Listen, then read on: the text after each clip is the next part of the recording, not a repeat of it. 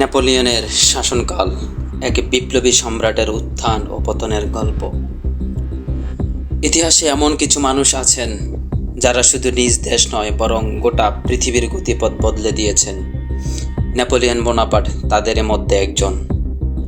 চলুন আমরা জেনে আসি এই মহান সম্রাটের শাসনকাল এবং তার প্রভাবের গল্প।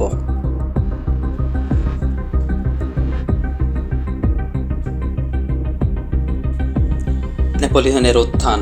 1769 সালে কর্সিকায় জন্ম নেন নেপোলিয়ন বোনাপার্ট। সাধারণ একজন সৈনিক থেকে ফরাসি বিপ্লবের সময় তার বুদ্ধিমত্তা এবং সামরিক দক্ষতার মধ্যে তিনি তার দ্রুত উত্থান ঘটান। 1799 সালে এক রাজনৈতিক অভ্যুত্থানের মাধ্যমে তিনি ফরাসি শাসক হন। ফরাসি সাম্রাজ্য প্রতিষ্ঠা।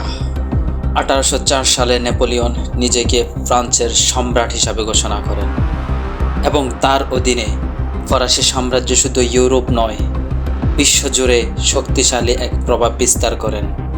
নেপোলিয়নি আইন সংস্কার, যা নেপোলিয়ন কোড নামে পরিচিত, এখনও আধুনিক আইনের ভিত্তি হিসাবে তা বিবেচিত হয়।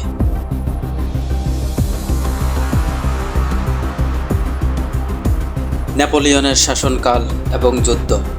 নেপোলিয়নের শাসনকাল ছিল যুদ্ধ এবং বিজয়ের এক অধ্যায়।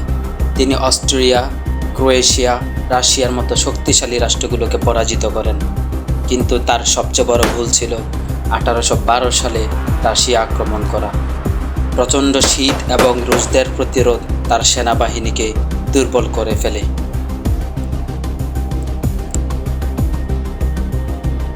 1814 সালে ইউরোপের শক্তিগুলো একত্রিত হয়ে নেপোলিয়নকে পরাজিত করে এবং তাকে এলবা দ্বীপে নির্বাসিত করেন, কিন্তু নেপোলিয়ন ফিরে আসেন এক ঐতিহাসিক 100 দিনের শাসন পরিচালনা করেন।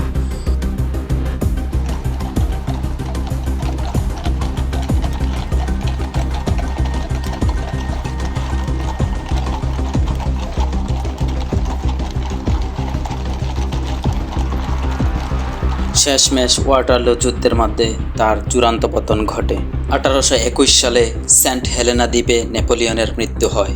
তার শাসনকাল শুধু ফ্রান্স নয় বরং গোটা ইউরোপের সামাজিক, রাজনৈতিক এবং সামরিক কাঠামোকে বদলে দিয়েছিল, কিন্তু প্রমাণ করেছিলেন তিনি একজন মানুষ ইতিহাস বদলে দিতে পারে।